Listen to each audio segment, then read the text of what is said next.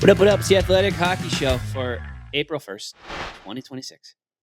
I am Sean Gentili. I am joined by Sean McIndoe and Frankie Corrado. Boys, I think we have one goal today.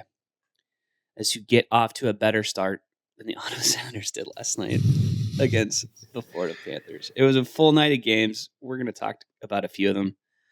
But we need to start there, guys. Frankie, you were on for that game work-wise. 5 goals in the first period for Ottawa against Florida. This is must-win game for them because they're all must-win games. But, man, what happened? Because I wasn't watching the first period of that game, and then I checked it on the score, and I was like, okie dokie, don't have to pay attention tonight. Thank you guys. I appreciate the clearing the decks like that. You want to get off to a good start for this show? We'll get into the game, but how about I just lob this up there for you, and you tell me who says no? Tristan Jarry for Linus Ullmark. Who says no? We're gonna pretend that we haven't been kicking this around in one way or another for the last few days. It's been in the group chat. I'm not gonna lie. It was in the group chat. It got thrown out there. It got pretty soundly rejected, with the answer being Ottawa says no. And I think after last night, maybe we revisit. By the way, guys, I just want to let you know I'm not really feeling it today, so I'm just gonna. Oh my God. Is it okay if I just take this one off, or is... Yeah. No, I think what you should do, Sean, is stay on and you can sit there. You'll be in your little box, but you don't have to do anything. You can just hang out there. All right. For about the first third of the show, and then segment 1, and then you won't see me again.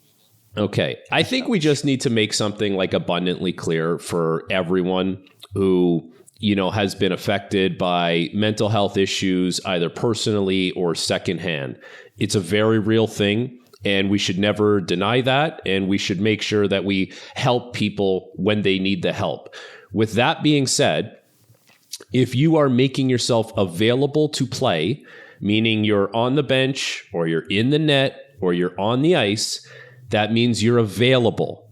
So there's like a certain industry standard requirement that you need to meet if you're going to make yourself available.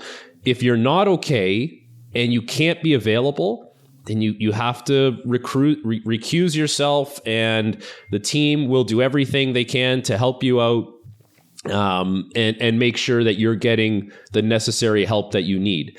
But I think this is important in the case of Linus Ullmark, where, man, you're sitting on the bench, you haven't played in a couple days, you don't play for a couple more days.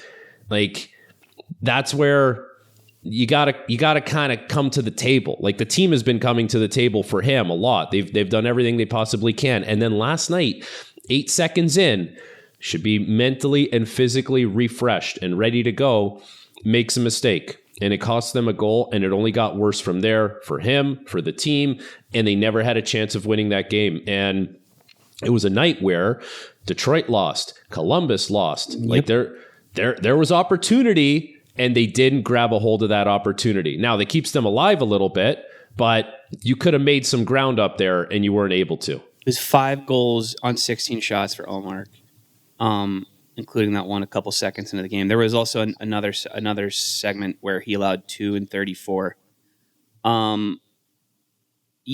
Frankie, I'm on board with everything you said. We do need to preface, I guess, analysis of Ullmark's play with what he was dealing with early in the season. But like, you're in the net, man. Like, and then people are free to criticize based on that. If you can't play, you can't play. But 5 shots on 16 goals with just bizarre body language and all of it, man, it is not a good situation. And the context here, if people haven't been following it, is that there was at some point an expectation that he was going to play on Saturday against the Lightning, and that he apparently indicated to the team, to the coaches, that he was not good to go for that game. And it's been expressed in a few different ways. That he said that he wasn't feeling it, or that Frankie's right. I mean, whether it's physical, mental, fatigue, anything this time of year. I mean, some players are good to go and some are not. And that is something every team deals with. Every player is dealing with to some extent. but there was some talk. Frankie, your buddy O-Dog had a clip that went a little bit viral where he was criticizing Ullmark for not being available on Saturday, and I think that I can tell you up here in Ottawa that it didn't go over so well. Like people were defending their guy, defending their player, and certainly given everything he's been through this year, I think rightly so. It's understandable. That part are, of it's understandable. There's a lot of sympathy and empathy. But after last night, it's tough because here's the bottom line. However you want to play this, whether you want to treat this, whatever's going on with Ullmark as, treat it the same as you would treat an injury. A player is just he's not good to go at this time of year. Whatever it is, they need this guy. They are right in the mix. They are still in the mix. Last night, as bad as the scoreboard looked, it didn't really cost them all that much because everybody else lost. They're right there. But how do you do it without an $8 million goalie? And you don't need this Senators team. We've said this before. They don't need the $8 million goalie to be $8 million worth every single night. They don't need great goaltending. They need okay goaltending because the rest of the team is good enough to win games with the goalie being just okay. That's what they need from the $8 million guy. And if for whatever reason he can't be that guy down the stretch, that potentially torpedoes a season in Ottawa. And it's a real tough situation. And then what, given, remember the context. Ottawa finally makes the playoffs last year. Great. Now you're getting ready to take a step forward. And instead, Montreal is kind of blown past you. The Sabres have blown way past you. Boston is back in it, and you're sort of left sitting there going, what's going on? And there's when the music stops and all the chairs are occupied, especially in the Atlantic Division, there's going to be at least one and maybe two teams in Ottawa and Detroit that are going to have some really, really tough questions because there's not enough room for all of them at this point. After last night, I think we can say Boston's in. So there's one spot left, and there's going to be there's not going to be any positive framing for whoever doesn't get that spot. No, and you know what? This whole Ullmark situation, I feel like it's gotten to the point now, whether they make the playoffs or not, they're going to have serious conversations about what they do with that contract next year. Like, would they not be at the point where they look at it and say, we just can't bring him back? We might have to just eat the buyout, and it's going to suck, and it's going to cook our salary cap structure, but we might just be better off cutting our losses and saying, we gotta go in a different direction. And there's another goalie or goalie tandem out there because realistically, like James Reimer's not getting any younger and he's a bit of a Band-Aid at this point for that team. But like if I had to handicap a percentage that the Ottawa Senators would be coming back with two different goalies next year, I think I'm in the high 70s. I think that's a reasonable expectation. That's why I float that out there to you guys. Like, who says no? Jarry for Ullmark. Because it feels like Edmonton doesn't want to put Jarry in the net. They're done with him, and it just got started. And like Ottawa's done with Linus Ullmark. So, or you would think they're done with Linus Ullmark. Yeah, and the way we framed this when we were, texting about it a couple of days ago, my initial thought was, as it relates to Jarry for Ullmark, who says no. I was like, I initially was like, I don't know if the Sens can do that. Like, I think there's maybe some degree of upside with Ullmark, maybe that there's not with Jarry. And then you look at the contract. Edmonton says no. Trust me, Edmonton says no. Edmonton says no because there's 3 years left for Ullmark. After this one, 3 years remaining on that contract for 8.25. So even if you think both of those guys stink and you don't want either of them around, one of them has a significantly larger AAV for 2 extra years. Like it's a no-brainer. And that is not, we laughed whenever it got brought up in the first place, right? But then you start thinking about it, and it's like I think I think Edmonton passes It's Edmonton. It's absolutely Edmonton who says no. And like Linus Ullmark has a full no move clause. Like that is an anchor, an absolute anchor of a contract. So what are you going to do? They're in a really tough situation, and they're essentially at this point at the mercy of their goaltender. Like their playoff hopes. Yes, there's some injured guys, and I think last night it really goes to show you how much missing Sanderson and Shabbat and Nick Jensen, for that matter, is really catching up to them, because Tyler Kleven's a good player, but he's playing 27 minutes a night. Jordan Spence is a good player, but he's playing 26 minutes 3 out of the last 5 games. You're asking a lot of those guys, but you are at the mercy of Linus Ullmark. And that's the coach, that's the players, that's the GM. It's really not fair to all those guys that have been busting their you-know-whats all year to try and get into this playoffs, and a lot of courageous, resilient efforts, and it all hinges on this one guy and if he's available for you or not. It's not fair to them. Let me throw this at you, okay? Sabres, Wild, Hurricanes, Lightning, Panthers. What do those teams have in common? You could answer, well, I mean, that's 4 of probably the 6 best teams in the league, and then the Panthers, who are still 2-time defending champions. The other thing they have in common is that's the next 5 opponents for the Ottawa Senators. There's no break coming here. There's no get-right game. There's no, okay, you know what, let's we've got an easy one, so we'll throw them in there, let them get a good game in.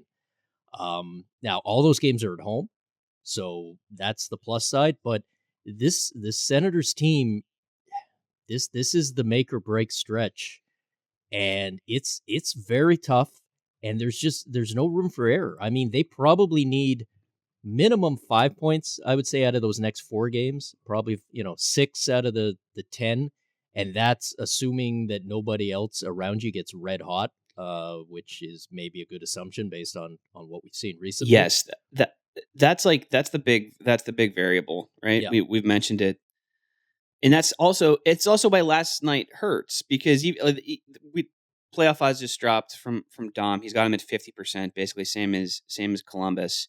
The fact that they're even that high in any model is kind of wild. But it's also an indicator of, like, if they could have done something last night, because of the way the rest of the scoreboard shook out, like they'd be in a significantly better spot.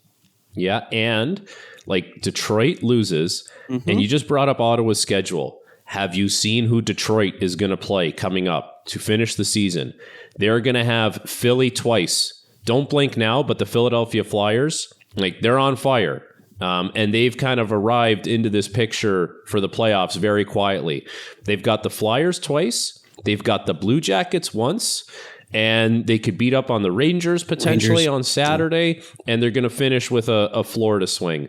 Like, things have gone really bad for the Red Wings since the Olympic break. Like, once March hit, like typical Red Wings fashion, it's been a terrible March. But, like, destiny is still in their hands, probably more than it is in Ottawa's hands. It does. It feels that way. It feels that way, even though the computer doesn't like them. It doesn't like them quite as much. It doesn't like them because, like, the way they're playing. Like, they're not playing quality hockey. They got dummied last night by Pittsburgh. That game was it wasn't even close. Non-competitive. Like, because the first period, I could not believe the way they came out of that one. So I mean, having destiny in your own hands isn't a good thing when you're playing like this, right? Like, you'd rather have it be in other teams and the scoreboard and all that stuff, because they stink right now, or at least they stunk last night and all of last month. It's April now, so maybe that if they've actually got it in their heads that March is the month in Detroit where everything goes off the rails, which they might. They might be the only. They might be the only folks who are happy to wake up today and see the calendar was April 1st. The rest of us are rolling our eyes going, oh, we got to deal with a whole day of nonsense. They're thrilled because they're saying March is over. But, boy, I mean, you talk about we talked about Ottawa, what happens if they miss. And it's a disaster, yes. But also it's a disaster that you can look back on and say, okay, we were right there. We had lousy goaltending. We got crushed by some injuries on the blue line down the stretch. What do you say if you're Detroit when it all ends up happening again? I said this on the on my other show yesterday. The Red Wings are starting to turn into what the Leafs have been for the last decade, just a month early. They're the Leafs who don't even make the first round. They're the Leafs who have their playoff meltdown 2 weeks before the playoffs rather than 2 weeks into it. I don't know what you do if you're Detroit and you end up missing. And I'm saying if, this race, I mean, it's changing every day, right? You look on whatever the scoreboard is, that changes things. And there's a real good chance that by next week we're talking about Red Wings are on fire and they're looking great. But I mean, geez, I just put my shovel away from burying the Washington Capitals, and they're a point behind hand Frankie. Shoots up out of the ground. They're a point behind Frankie's Philadelphia Flyers because they beat him in regulation last night. So the Capitals, by all rights, should be deader than a doornail right now because of the way stuff is shaking out, and they are not. To borrow a phrase from Connor McDavid, this Eastern race, and maybe this is just us overreacting to one night, but it's starting to feel like a bit of a pillow fight. And it's, the good news for all those teams, Detroit, Ottawa, on down the line, who lost last night, is that everyone else around you lost. So you didn't lose any ground. The bad news is Boston and Pittsburgh winning really made this feel like it went from a whole bunch of teams fighting for 3 spots to a slightly smaller bunch of teams fighting for just one. And the crazy thing right now in Detroit is I don't know how many times their head coach can try and convey the same message. Like anytime they have this bad loss, it's, he's rolling out there and he's asking for will and compete and drive. And even last night, he's like, it's actually a combination of technique and skill as well. Is that not everything? Like if it's skill and will and technique, like that is, you're literally saying we did everything wrong. Other than that, they're crushing it. Right. If you go back and look at the way that they've lost these games, because again, they were playing at a 101-point pace by the end of February. They had the 9th best points percentage in the league. They were solidly in it. And in March, they go 5-7-2. That's after going 4-10-0 in March of 2025, and 3-9-2 in March of 2024, and 5-9-1 in March of 2023. Like, everybody could see it coming to some extent. But the issue, we got into this earlier, but it bears repeating. This isn't goaltending. This isn't injuries. This isn't, a weird run of bad luck. This is a team finding a bunch of different ways to lose games at the absolute worst time of the year for the 4th consecutive season, because they're coming out slow. That's what they did against Pittsburgh. They're blowing games late, which we've seen it a bunch of times. They can't beat teams on back-to-backs, which is incredible. They're 1-3-1 against teams on the second half of back-to-backs this month. If you're in a playoff race, like is there any worse state to be in than getting 3 points in 10 games against teams that, or 3 points out of 10 rather, against teams that had played the night before? It's crazy. It doesn't seem like anything's really working, right? And then you have McClellan coming out and saying it's technique and it's will, and it's what that is. That sums it up, and that's why I feel like they're, regardless of what the odds say, I feel like they're absolutely in worse shape than the Ottawa Senators now, because there is no lightning bolt fix. You can't just hope that James Reimer has a couple good games and gets you back in it, right? They're a mess, soup to nuts. I know, man. And okay, so they're living life in the Atlantic Division. And I don't know if you guys learned anything from the hockey world yesterday, but there is a couple trains coming in the Atlantic.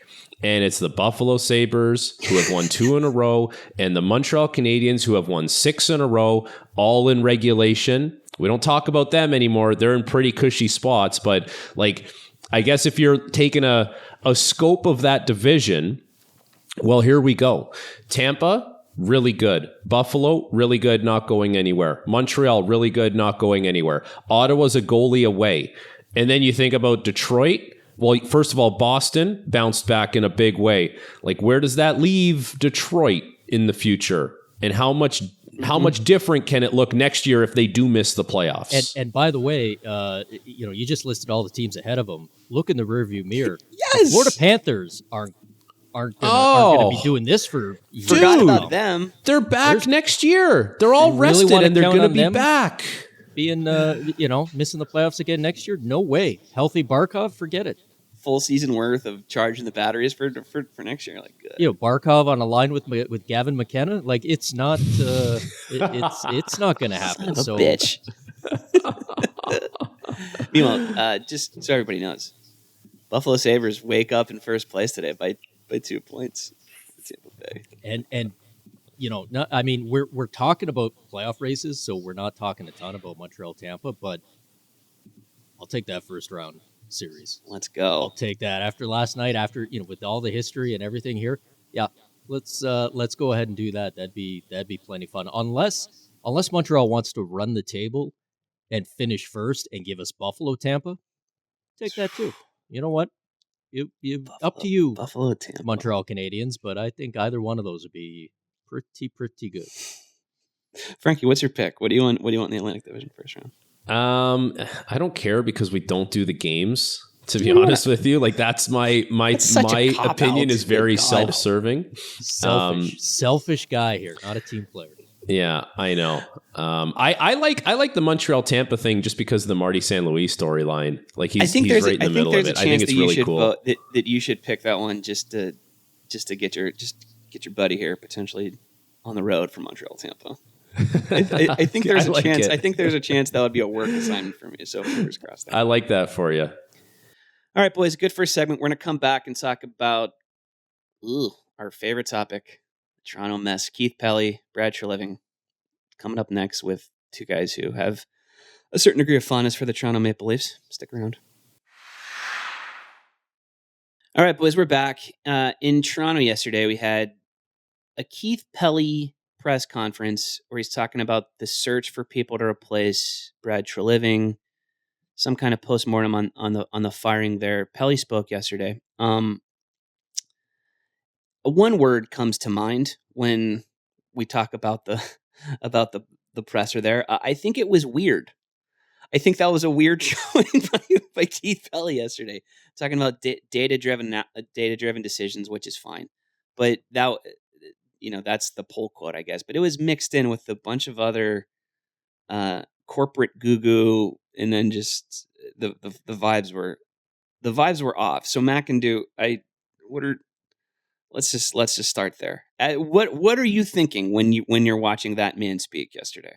I am all right. I'll give you the general, and then I'll drill down a little bit. The general. I'm going to turn my mic off. By the way, like I don't even. You might not need it here. No, we're good. See you later.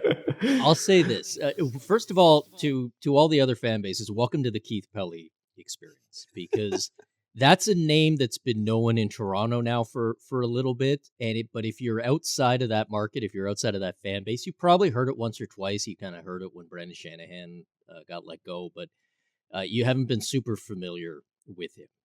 And I will give him credit in the sense that given the firing of Brad Treliving, he needed to do this yesterday. He needed to get up there and sort of not so much face the music, because it wasn't like it was an unpopular decision, but somebody needed to get up and answer some questions. That's clearly not something that he's fantastic at.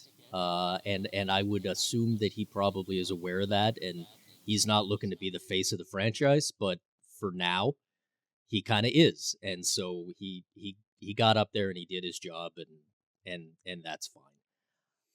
I will say, when it comes to the whole, we're going to make data-driven decisions, that's great. That's what you should be doing. But here's my question. If you're making data-driven decisions, how were you completely blown away by Montreal being good this year?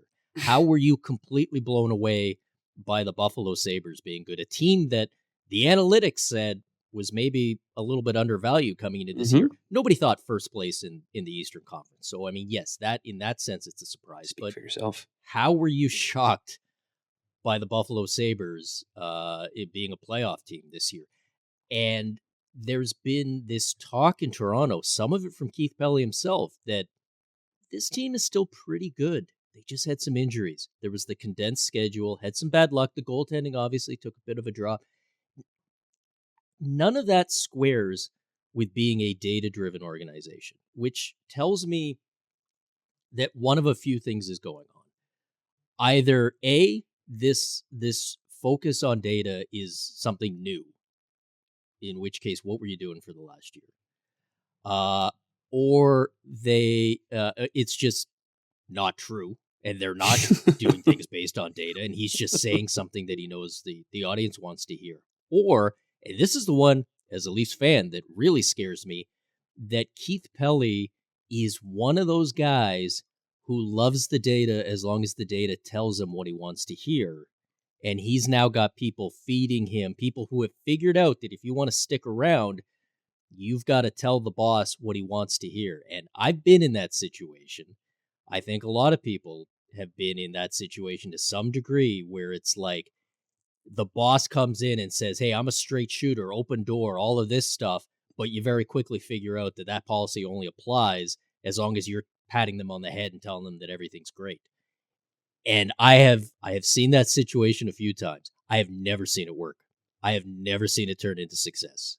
It fails, and it usually fails very quickly. So that's my question for Keith Pelley is, what are we doing with the data if the data led you so disastrously wrong in so many different ways this year? One of the quotes, and I'm like just rereading the thing that CJ wrote this morning, Chris Johnston. Good breakdown of whatever that was yesterday. This is Keith Pelley talking. AI is massive. It is changing our business. The whole thing with data is everyone now has access to data, and everyone's going to have access to AI. It really comes down to how you utilize it and how smart you are. That is like any executive over the last 5 years gave that same speech about in any field at all. It is boilerplate, boring, non-specific, deliberately non-specific corporate nonsense. And it's the way that AI weirdos talk about their own products, by the way. You're like, well, okay, like, what do you mean by that? It's AI is really important. Well, how is this applied? What do you mean by that? Well, it's just really important. It's going to change stuff. Right. How is it going to change stuff? Well, it's definitely going to change stuff. There's a degree of non-specificity when people like that talk in those terms that should terrify everybody else. Because they don't know. Regardless of the field you're in. That's because they don't know. And that's, like the people, the AI people don't really know exactly what it's going to look like, or at least maybe they're not telling us. It's speculative bets, absolutely. Right. Across the board. And so I guess if you want to relate that to the press conference, I think one of your takeaways out of a few takeaways is that they don't know. They don't know what it's going to look like. They don't know who they're going to hire. They don't know. Structure was a big word. They don't know what the structure of the organization is going to look like yet. They don't have the search firm in place yet that's going to look for the candidates. So it was a lot of saying, we have a philosophy that we want to have a structure, but we don't know exactly what that is yet. And so that takes a lot of time to figure out. They'll have to sift through that. That was one takeaway. The other takeaway, and I'm sure DGB, you were thinking the exact same thing I was thinking as soon as he said data-centric or data-driven, was that Kyle Dubas, the guy who was previously the general manager, if he was a UFA today, or if he was in the organization today, he would be strapping on his boots and saying, I'm the general manager, or I'm the president. And he would be the guy in charge. And he's done a very good job in Pittsburgh, but that popped into my head. So the pendulum swung so much in that organization that essentially they went from data-driven with, Brendan Shanahan lurking in the background. We don't know how much involvement there was there, but let's assume there was some, or else it wouldn't have ended the way that it ended. They went from that to trust your gut. We're hockey guys. And that's what we're going to do. And we're going to get this thing over the edge with grit and determination and passion. And then what they forgot when they looked at the Florida Panthers is that The Panthers are one of the more data-driven teams in the NHL. And you would look and you would look at that and say, well, what data did they need to know that Matthew Tkachuk was a good player, Sam Bennett was going to hit goalies, and it's like, well, they needed to know that when they made a trade for Sam Reinhart or Sam Bennett, or they plucked Gus Forsling off waivers, or they traded for Luostarinen, like that those guys, there was something under the hood that said they were going to work well in this system with these players as Florida Panthers. So that's why you need the data. And so, they're going to have to figure out what their structure looks like. They're going to figure out who's a data-centric guy. But I think this is the big thing and I said this on Overdrive yesterday, and I'll say it again to whoever, is a different audience here. But there's probably 4 big issues right now with the Maple Leafs. It's poor roster construction, anchor contracts, no draft picks, and a weak farm system. So what executive is going to go into a meeting with the CEO of MLSE and sit there with a straight face and tell him, I can have this thing turned around in a couple of years. I don't need to retool or I don't need to rebuild it. Like I can... If they're lying to you, they are lying to you to try and get a job, because any real executive that understands what's going on knows that those 4 things are not a quick turnaround. And this team needs to have some kind of like deep evaluation and rebalancing or whatever you want to call it, but it's not a quick fix. Everybody wants data until the data tells you something you don't like. And I think Keith Pelley is about to figure that out. And also from a structural standpoint, like, does it not seem like the best fit here is to have a Poho situation who's like kind of a hockey guy, but also a buffer for people like Keith Pelley, and then to have like maybe a more data-driven traditional general manager? Like, doesn't that seem like that's what the structure should be? And doesn't that seem like that's the structure they just detonated at like a couple years ago? That Keith Pelley detonated Yes. 1 year ago when he, because they had that. Because look, I don't buy a lot of this talk about how Toronto's such an incredibly tough market, and you just, it's all of this stuff. I think a lot of that is excuses. But I will acknowledge that it's going to be tough if you hire a data-driven GM. Look, Kyle Dubas isn't coming over. Good luck getting Eric Tulsky. Those are kind of the 2 guys that a lot of people look at as being super data-driven. There's a whole bunch of guys in other organizations, including one down in Florida, who might make pretty good candidates. Sonny Meda, yes. But those are going to be first-time GMs. You're going to drop a first-time GM who's a data-driven guy into Toronto and have them be the face of the franchise? In the face of the hockey of hockey ops to the MLSE boardroom, like absolutely not. And also, by the way, in front of the face to a fan base that has that is not not feeling very pleasant about this organization right now. That's a super tough ask. So the seemingly obvious answer is get the president of hockey ops, have that be somebody with a bigger personality, with some name recognition. Interesting. I don't know if you know anyone, Sean, if you've got anyone in your phone who, any recent calls that you could maybe dial up, but you get that. I mean, that seems, that's what they had with Brendan Shanahan and Kyle Dubas. And look, the Brendan Shanahan era ultimately didn't work in the sense that they didn't do enough winning in the playoffs and things kind of crumbled at the end. But the first few years of that were fantastic. It worked exactly right. Brendan Shanahan was the perfect guy for that role early on. Kyle Dubas eventually, when they went from Lou and they had Mark Hunter and that, they chose the right guy. They had it all set up well. And then Keith Pelley came along, made the decision to move on from Brendan Shanahan, which I don't think too many people objected to by that point, but then said, we're not going to do it. We're not going to have a president anymore. Why? Why was that decision made? Why was it just suddenly it was just Brad Treliving is on his own? Was it because you thought that was the best structure? Was it money? Are we really counting pennies? And that's, the other piece that's up today is, Jonas has this fantastic piece about all of this kind of nickel and diming that the Maple Leafs are doing. And I say nickels and dimes. It's not nickels and dimes to me. You're charging people $1,000 to go see the dressing room. But I'll tell you right now, for Rogers, who are going to be the owners of this team very soon, big giant, cable giant up here in Canada, these amounts of monies are rounding errors. I mean, I know it sounds crazy if you're a fan of a smaller market team to hear this giant Toronto Maple Leafs now being referred to as if it's just, one department of this corporate monster, but that's what's going on.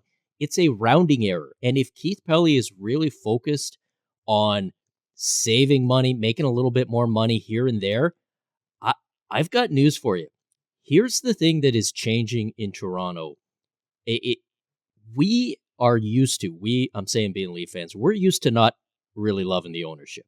I grew up in the Harold Ballard era, right? I went through the teacher's pension fund, all of this, and then it was Bell and Rogers, and now it's going to be just Rogers.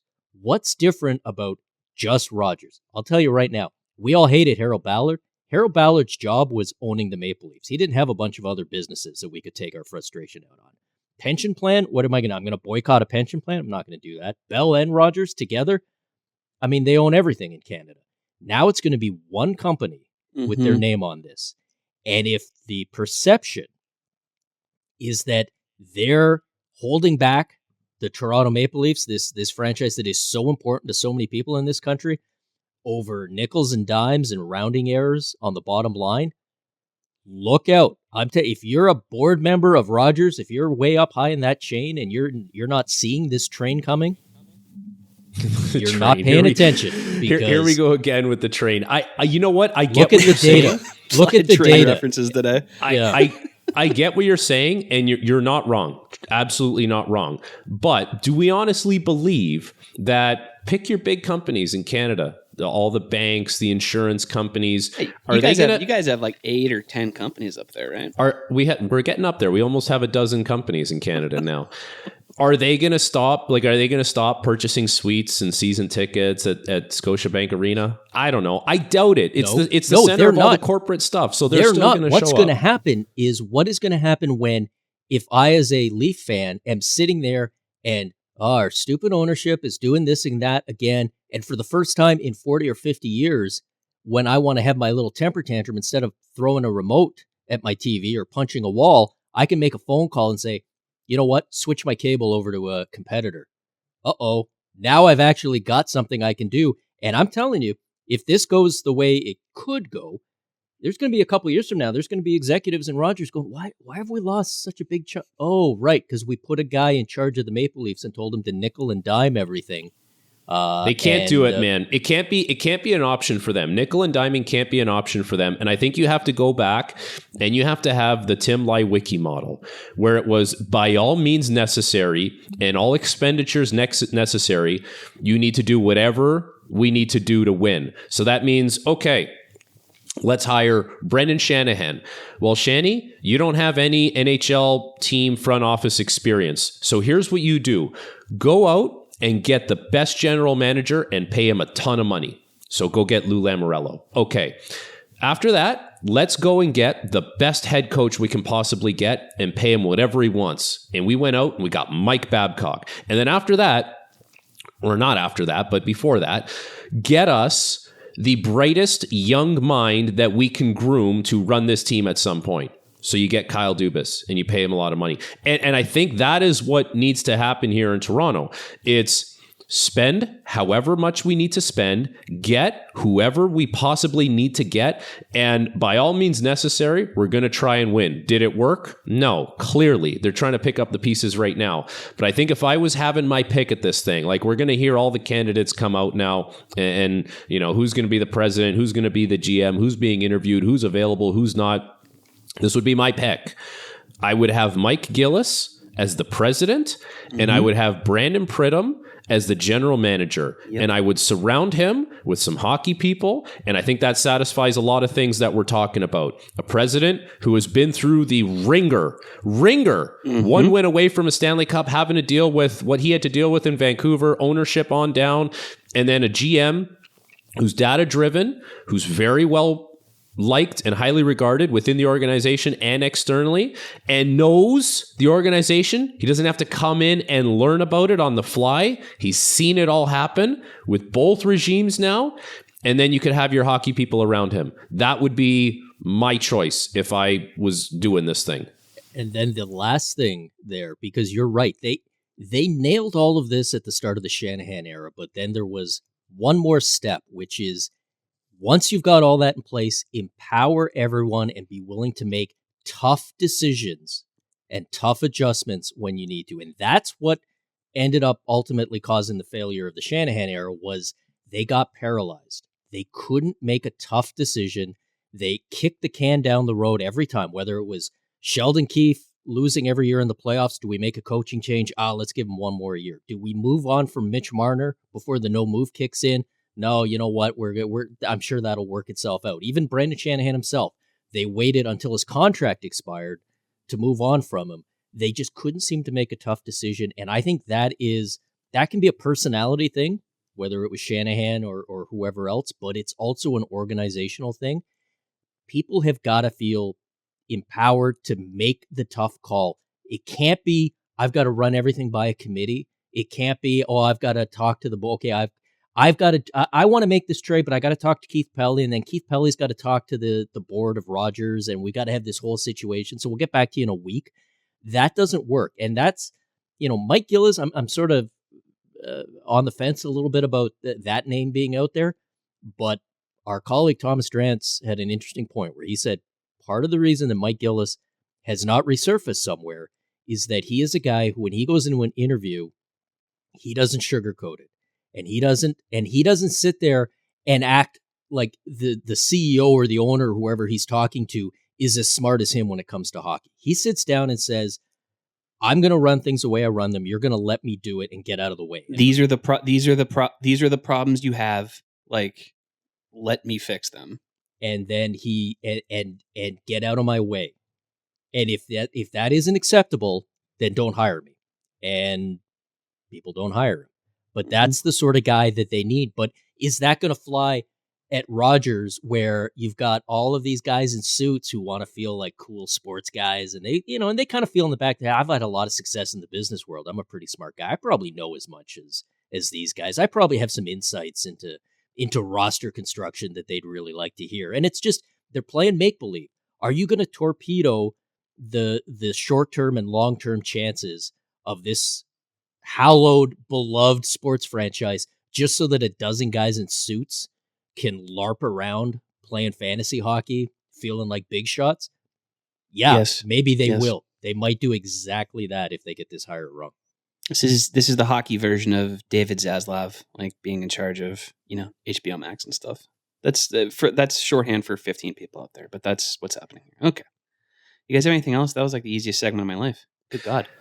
I'm sure we could find something else, but we probably got to wrap it up. We're gonna pick this. This is fodder for next week. We're gonna be texting each other about this. I'm sure there'll be some usable bits that we can talk about. We can have this can be a weekly thing where it's what's new with Toronto's executive search. I like it. Frankie, have they scheduled your interview yet, or is that still waiting for a call, man? Even just I didn't get one of those external like pick your brain interviews either. I was hoping to get one of those. Did they let you sit down in the?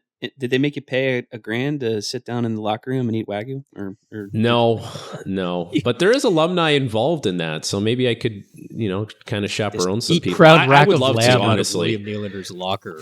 I would love to go back into the room and chaperone some people and wine and dine them. I think that'd be cool. Just eating an ice cream sundae out of Austin Matthews' helmet. Oh yeah. He sits there waiting to go on the ice. That costs an extra $500 though. To be honest with you, if I ever did that, I'd want to just hop into the equipment room one last time and grab some new gear. Where are you the rest of the week, man? Are you home? I'm off to New York tonight. We have Habs Rangers on Thursday tomorrow at MSG. So looking forward to that, and then back, and then on the road a bunch to finish the year on April 15th. Habs Rangers. Maybe I'll watch that one. All right. Rangers are feeling feisty these days. Mm-hmm. And Caulfield, JD, our producer, saying Caulfield's a hat trick away from 50. He could do it at MSG. Oh, man. Do it with Frankie Corrado in the building. Do it on a Thursday. Don't save it for Saturday. Come on, man. This is it's happening by the end of the second period. We're going to natural Hattie from from Cole Caulfield with Frank in the building. All right, bud. All right, Enjoy boys. it. We'll talk next week. See you guys.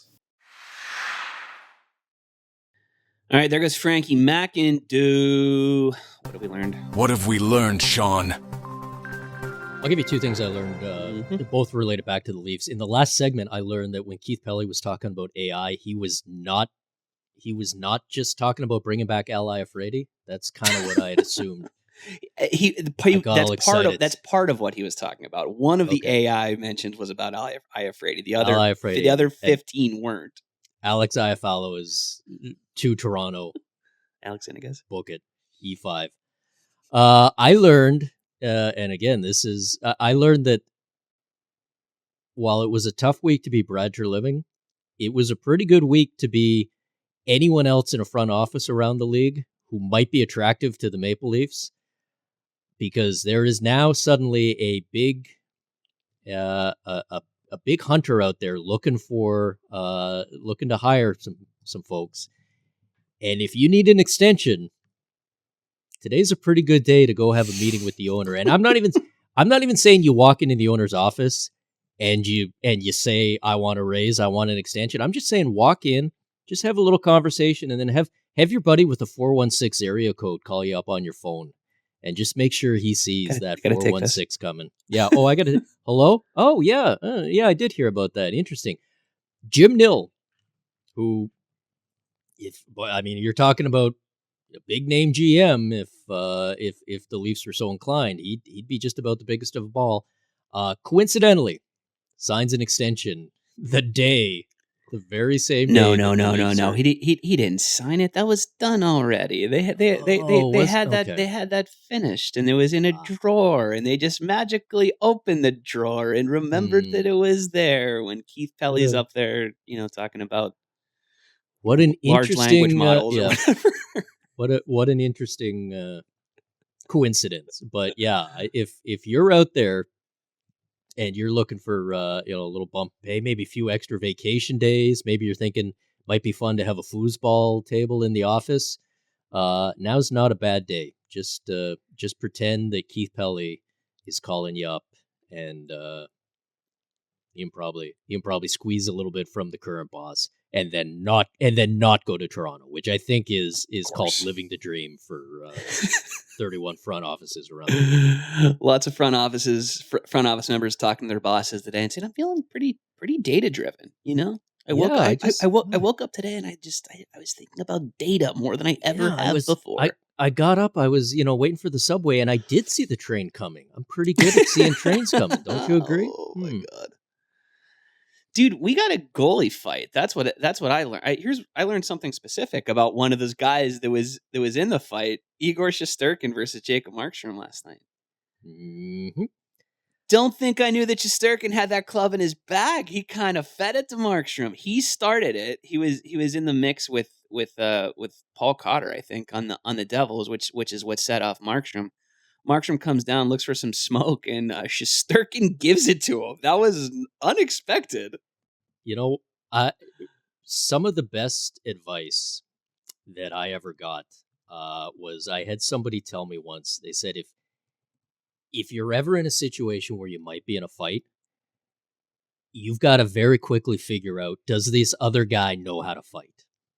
And you've got to, if they look like they're not worried, they're telling you the answer. Correct. And I got to say, Markström, full credit. And hey, it's been the year of the goalie fight, and it's, there's Devils and Rangers got nothing going on. Yeah, sure. Get on down there, check something off the bucket list, all of that. But it was the moment when I was worried for him was when he got down to the ice and Shesterkin just kind of gave him one of these, like, just hold on a second, and started doing the glove and Igor Shesterkin could not have looked less concerned by the fact that another goalie had suddenly appeared in his peripheral. He wasn't hyped. He didn't, he wasn't startled. It was just like, yeah, just give me a second. And at that point, that's got to be when Jacob Markström was like, I may have made a mistake here. Oops. Because this guy, I think I'm getting an answer to the question of, does this guy know what he's doing in a fight situation? And you know what? Credit to Igor Shesterkin, because he's a guy that, one of my very favorite subplots over the years with the Rangers is Igor Shesterkin trying to score a goal. He very clearly, desperately wants to score that goal. This is the next best thing, And we've talked about goalies having the Gordie Howe hat trick for their career. He's one away now. He's the heir apparent. He's the heir apparent to Fleury for goalies who want to do other stuff. Exactly. Fleury wanted the goal more than anything. I think Marc-Andre Fleury might be the heir apparent. Maybe he's next in somewhere. Get him in there just for the fight. We're gonna put him in the last minute. He's gonna shoot at an open net, and then I guess he can't shoot at an open net and have a goalie fight. I just kind of feel like we haven't said our proper goodbyes to Marc-Andre Fleury. Yeah. He left so abruptly. We didn't get a chance to really appreciate him. 3 goalie fights this year after none since 2020. And I really feel like this is crazy. One of those things where each one makes the next one more likely. I don't know who's next. We almost got one Monday night. Anthony Stolarz was trying to start to get going with Ville Husso, who was like, dude, I'm half your size and I didn't hit Austin Matthews. What are you doing? I'm not, but Anthony Stolarz 6'7", and he absolutely would have gotten hurt during that fight. This is what happens when save percentages are down around the league. These guys are frustrated. They're mad. They can't wear their same giant equipment. They can't put grandma's couch cushions under their sweater anymore. It's a tough time to be a goalie, and they're very frustrated. And that's why I'm not hanging out with Jesse Granger anytime soon, because I don't know what he would do. All of these guys are out of their minds. But do you think we got one more in us for the end of the year? Good question. Is there we got the March fight in under the wire? Stuff's getting weird for sure. I feel like 7 games or whatever's left is just not. You know who it might be? Linus Ullmark versus James Reimer. That might be the one. If we had a practice goalie fight, it feels like it's been a minute. Get Frankie to watch the Sens practice goalie fight in utter disgust. Buddy, what's up for you today? I haven't checked the post yet. I got a post up today. This is going to blow you away. It's about the Leafs and their GM search. That's interesting. A very undercover topic. If you go to theathletic.com/Toronto Maple Leafs need a new GM and you scroll for about 45 minutes, you can get down to my post. And it is 8 tough questions that I want the Leafs to ask their next GM candidate. I wound up with 8. How did you land on 8? I just started writing, and I, for once, I just let the number be the number instead of trying to force it to a nice round number. And I had to stop at 8 because you can't do 9. You're gonna do 9. That's just is one of the questions. Do you have a ChatGPT Pro subscription? Yeah. Do you have a ChatGPT? As somebody on social suggested that one of the questions should be, "Are you Peter Chiarelli in a fake mustache?" That's a good one too. But no, I stayed a little more serious on this. I really think there are some tough questions that need to be asked, and that I would like to see them asked. And I'm offering my consulting services to my good buddy Keith Pelley and my pals at Rogers to help them get this one right. I'm gonna read that after we hang up. I'm excited. I can't get enough of this. I love Leafs executive search talk. Give me more. Thank you, buddy. Thank you, Frankie, wherever you are. 3 games in the NHL tonight, folks. It's Canucks, Avs, Blues, Kings, Ducks, Sharks. You know what that means? It's a good night to do something else. Go have dinner. See your families. Ignore this one because there's not that much on TV. Me and Haley are back tomorrow. Talk to you real soon. Thanks for watching. Make sure to like and subscribe and ring the bell to stay informed and catch new episodes every Monday, Wednesday, Thursday, and Friday. And in the meantime, you can join our Discord community. We'll see you there.